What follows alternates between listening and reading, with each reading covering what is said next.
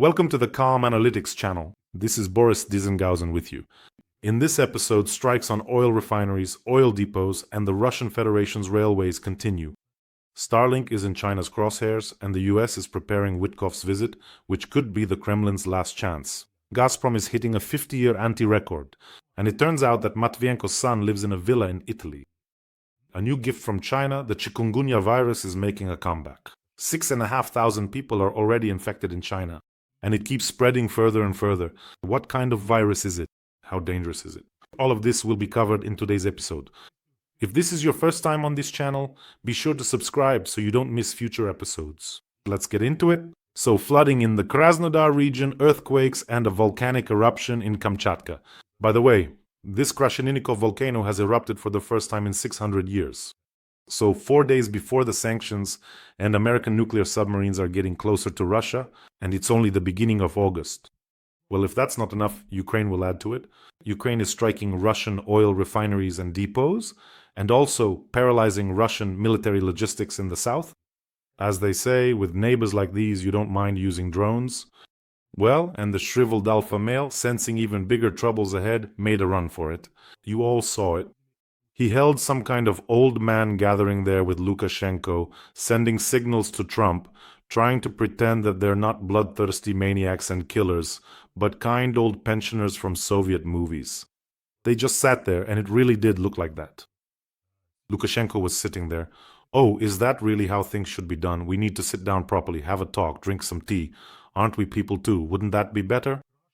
So they just sat there, all this fuss, and you are maniacs and murderers. Putin has planned the genocide of the Ukrainian people, killing thousands of civilians. As for destroying his own people, that's another matter. In general, the trick didn't really work, and no one budged on the ultimatum. So basically, by the end of this week, Steve Whitcoff will fly to Moscow for the final answer. I think he'll bring some final offer from Donald Trump before the sanctions. And Trump has announced that most likely this will happen on August 6th or 7th. That is, just 2 days, or a day, before the ultimatum set by Donald Trump expires. Moreover, to quote, Trump said the following, "You know, they are very cunning." He was talking about Putin and his team. They are very cunning characters and are quite good at evading sanctions. So we'll see what happens. He also noted that, for now, Whitcoff is occupied with issues in the Gaza sector. But I think he will definitely come before the 8th. Meanwhile, by the way, today information came in that at this time Keith Kellogg will arrive in Kyiv. So, as I understand it, they will be working in 2 directions. By the way, Whitcoff oversees several key areas at once. Not only the war in Gaza and Iran's nuclear program, or rather everything happening around it, but also the Russian-Ukrainian war. Do you know what nickname he got? Special Envoy for Everything. In other words, he has essentially taken on the powers of a full-fledged Secretary of State. All the issues. But as we can see, and by the way, for obvious reasons, they don't want to communicate with Kellogg. I've said many times already that the Russians insisted, and they pretty much succeeded, that in March of this year, Kellogg was sidelined, or rather removed from the negotiation process. But it wasn't that simple. He played his part. And we want to give a huge thank you to General Kellogg for being so persistent, and his contribution is truly very important in the fact that the rhetoric of the United States, especially that of Donald Trump, has practically turned 180 degrees. Journalists asked Donald Trump what Whitcoff's message to Moscow would be. And is there anything Russia can do to avoid sanctions? Yes, Trump replied. Make an agreement so that people are no longer being killed. Well, that's how it is. Naturally, the Russians will squirm, lie, which they are very good at, dance around, try to shift the focus to other issues, try to bribe people. By the way, these are also standard Russian tactics. And knowing that the 8th is not the final deadline and anything can happen, we've already seen dynamic ultimatums, let's call them that to be politically correct, shifting deadlines. Ukraine is not waiting for this ultimatum. In other words, it's not counting on it as the final authority and continues to strike Russian territory and military targets. And last night there was a particularly interesting attack on the Arkeda station. This is in the Volgograd region. In short, this station is located in the city of Frolovo. Train delays have already started. It is a key junction on the Privolzhskaya railway. In other words, it connects important routes: Volgograd, Rostov-on-Don, Moscow, the Caucasian mineral waters, and so on. Saratov, Krasnodar, Sochi. Not only passenger trains, but also military convoys pass through this hub. So the fact that mainline trains have been delayed indicates that it's serious. Either the relay station or something like that was hit pretty hard. In general, let me remind you, almost every 2 days there is an attack on an important junction station or on railway infrastructure. Salsk, Kotelnikovo, Yegorlikskaya, Kamenolomny. Overall, the armed forces of Ukraine are gradually disabling the logistics of southern Russia, and they are acting very, very correctly. First of all, the attacks are happening from 100 to 300 kilometers from the front line. That is, the Russians think, well, why bother covering those junction stations with air defense systems? Let's pull them back from the front to there then. In general, they're creating a kind of logistical bottleneck. I looked at the maps, and they are acting very, very skillfully, so this will create and is already creating major problems for the Russians. You know, it's like a web. The big spider sits in the center, and then pew-pew, these threads of the web start getting snipped away little by little. The same thing is going to happen to the Russian army. And if you add to this, have you noticed how, in the summer, the number and severity of problems the war is causing for the Russians has increased significantly? If you also add the constant disruptions of mobile internet in Russia and in the occupied territories. Basically, today in occupied Crimea, as I understand it, they decided that mobile internet is a luxury. They shut it off in Yalta, Alushta, Yevpatoria, Simferopol, Sevastopol, where I was born. Well, that's how it goes. That's what happens when you start a war and forget that war comes back to where it was started, or more precisely, from where it was started. In fact, some Russian official recently advised people to start carrying cash again. Terminals don't work when mobile internet is down, so, in general, just carry cash with you. At last, the golden age is returning for pickpockets and street robbers. And I think that after these people come back from the so-called special military operation, they might just go back to their old professions. And now they also have weapons training. So, it's truly a golden age. Hello, 90s. By the way, I thought I'd check out what Kolya's dad, Lukashenko, had to say after his visit. Well, first of all, did you notice that he just went off without any preparation?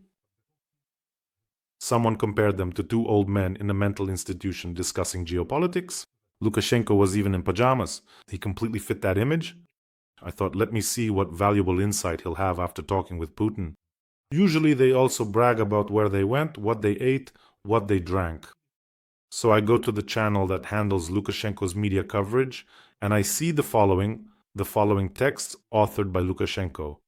No one will succeed in bringing Belarus and Russia to their knees. The countries are determined to defend their interests. You really have to be that obsessed with starch, right? To attack Ukraine together like rats. One of them provided their territory for entry and retreat. They even launched attacks on Ukraine from that territory. So to attack Ukraine together like rats, get their asses handed to them, pardon my French, and then proudly tell everyone, no one will bring us to our knees. Well, that's just something, isn't it? By the way, friends, don't forget to subscribe to this channel. The channel is calm but interesting. You'll be slim but attentive. By the way, there's an important statement from the United States. Important. That is, on the eve of all these ultimatum deadlines, such statements are extremely important. The United States continues to stand shoulder to shoulder with Ukraine as it calls for a comprehensive and complete ceasefire, said Deputy State Department spokesperson Ms. Houston. She noted that for the current U.S. presidential administration, a long-term, strong and sustainable peace in the region is a priority. Let me remind you, Putin said that Russia is in favor of, he has already started saying this, in favor of stopping hostilities, but attention, it is necessary to develop the most effective ways to move toward peace. So these excuses keep coming up, this wordplay about needing to take the root causes into account. Just ceasefire first, and then you can take into account whatever you want during the negotiation process. Well, it seems that no one is really buying into this nonsense anymore.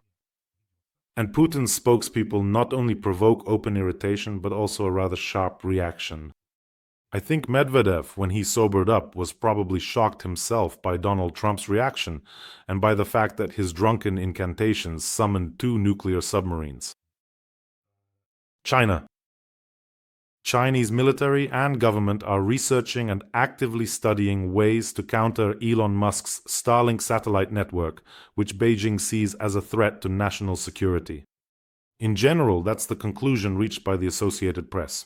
They reviewed a bunch of studies in various Chinese scientific journals.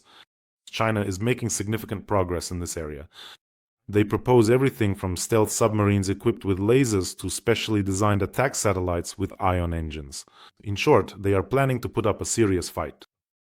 And indeed, this poses a significant risk for China, but not just from a military standpoint. From a military perspective, everything is clear, but here the threat is more political because Starlink consists of tens of thousands of satellites in low Earth orbit. In short, they provide stable internet connectivity with very low latency by modern standards. The Ukrainian armed forces use it to control drones, artillery, and so on. At first, Elon Musk tried to stay out of it, but it's clear that he's so integrated with the Pentagon through his developments and technologies that he couldn't remain on the sidelines.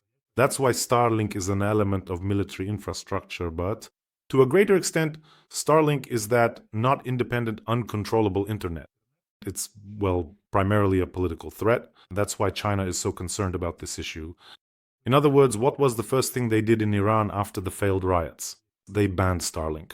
There, special police drove around with these I'm not sure what to call them exactly. Well, basically, detectors, triangulators, to figure out who was using Starlink. There's serious punishment for that in Iran. Because in Iran, just like in North Korea, and even more so in North Korea, and in China itself, with the Great Chinese Firewall, you don't need to read foreign press. And it's the same in Russia. Have you noticed how in Russia they're just rushing full speed ahead? They're heading straight toward North Korea, where there will be just some single Central Korean telegraph agency where everyone has to get their news, one national messenger app. What's it called, Max, right? And that's basically it. And if you suddenly decide to use Elon Musk's Starlink through a VPN, then it's a fine, prison, exile, Siberia, logging camp. Well, take your pick. So that's how it is. That's why for China, Starlink is primarily a political threat to its satellite regimes. North Korea, Iran, and, well, the Russian Federation. So that includes Belarus as well. Now, our favorite segment, how to lift Russia off its knees without SMS or registration. Today, there's news that Gazprom's exports to Europe have hit rock bottom. And in Russia, these days it seems like, well, we've already hit rock bottom. No, let's go deeper, even deeper. There's still room to go down. So Gazprom's exports to Europe have hit a 50-year low in terms of volume. That is, from January to July 2025, Gazprom delivered to its remaining clients, well, almost 10 billion cubic meters. And, well, basically, through the last pipeline available for sending gas to the EU, the Turk Stream, 18 billion cubic meters were pumped during the same period last year. And now, look, as they say, they handed it to Putin. After all, Russians often say Putin lifted us off our knees, made us greater. Well, he certainly increased his own wealth. So, for comparison, in 1980, 55 billion cubic meters of gas were sent to Europe. But at its peak, that was 2018-2019, Gazprom was pumping, attention, 180 billion cubic meters of gas to Europe per year. That's when Putin started to believe in himself, thinking, wow, what a fortune. We've got enough for any war. I'll go to war so much, I'll conquer everything. So, the honorary title of Gazprom killer is solemnly awarded to the old man Kabayev. Well, I think that eventually this title will transform into the killer, or rather, killer of the Russian Federation. I still haven't gotten over Matvienko's demographic special forces, especially when she says it, like some kind of Komsomol cyborg. Yeah. Demographic special forces, what even is that? Maybe we shouldn't be forcing people to have children. Maybe we should just stop sending them off to die. That would be the real demographic special forces, if anything. Basically, Matvienko is a generator of cringe-worthy ideas. So it turns out this isn't just news, it's a blow to the very core values. It turns out Matvienko's son has settled in Italy, and he's hidden his assets in San Marino. Can you imagine the son of the actual Speaker of the Federation Council? He's 52 years old, by the way, has been living for several years with his wife in a luxurious villa in the Italian city of Pesaro on the Adriatic coast. And he stashed his assets in San Marino so the Italian authorities wouldn't get to them. Listen, and he's not even afraid, is he, that he'll turn gay in this decaying West? How is that possible? Come on, explain it. I don't know, just explain it to me. What, is it not as nice to vacation under drones in Sochi or Anapa? Or what? Or maybe there aren't enough beautiful places in Russia? Yeah, I think Russia is huge, and there really are beautiful places there. But for some reason, they're drawn to the decaying West.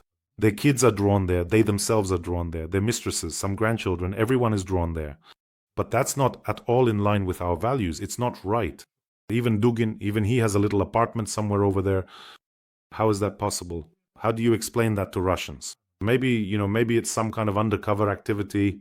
Oh, to live in the enemy's camp, learn their language, eat those, evil, just hateful lobsters, oysters, and top it off with some caviar. Maybe that's it? Is that the point? Are they preparing agents? It's like literally immersion. He's being instructed, like, you'll go live for 10 years in a villa, become one of them, and then start carrying out missions for your country. Very strange. But, selective perception is when the brain, like when you're reading the news, the brain accepts some news and rejects others. I think that's how it is with Russians. So what's up with this Tizenhausen guy? He's croaking again about the Russian elite, that over in the West Let's not listen to that, but let's hear something good instead. But of course, you won't hear anything good from Tizenhausen if you're someone who likes Putin. There's another piece of news. I think it's going to be important. The first case of chikungunya fever in 6 years has been recorded in Hong Kong. And let me remind you, over the past few weeks, more than 6,500 people have fallen ill in China. So, as usual, China is the epicenter. The zero patient apparently is in the city of Foshan, Guangdong province. So China as always.